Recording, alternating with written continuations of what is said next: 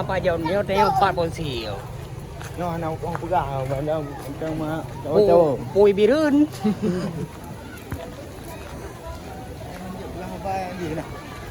Anak popra je. Dia nak subtitle sebab ayo.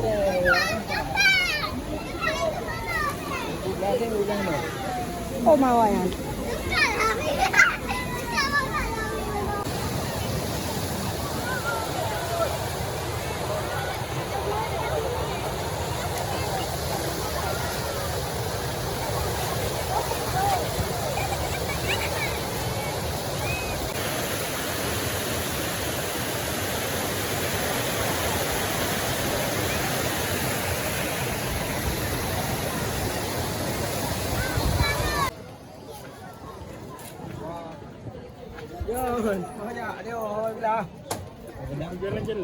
Banyak dia buat vlog guys. Aku ada kamu kan, aku ada sedang dua kamu, yang kamu.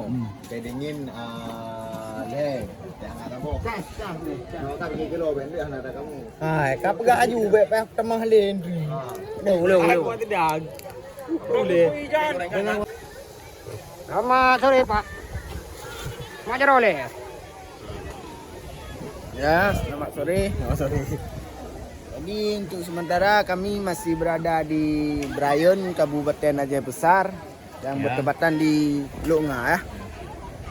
Tapi Pak dibilang di depan Lepung Pak. Ya, emang jalan maksudnya depan Lepung. Ya, beginilah suasana. Coba lihat di sebelah-sebelah sana. Nah.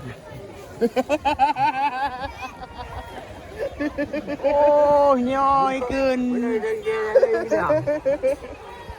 Oh, keun Bayum.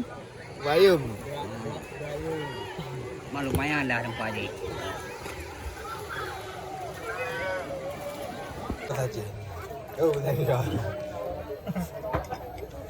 Makan aku belum, aku kita buat dia. Aku ocok usah di kampung. Lanjut dalam ju. Đi luôn hả? Đâu mà ngon. Tôi đưa cho gà. Nó đi gà ba rồi. Kuah tu. Kuah mengak, kuah terakak. Baik tu.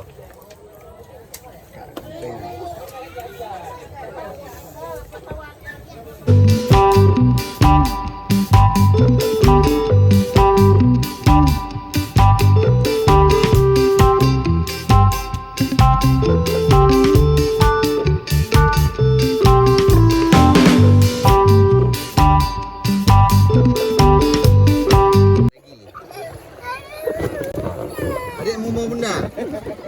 Semua tahu. Yuk, mau benda yuk. Udah diam. Kalau enggak ini bawa. Bang udah.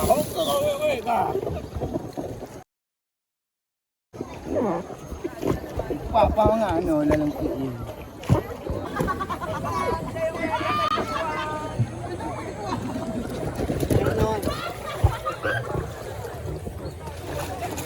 Jangan bang, jangan dulu. Rade, jangan utuh.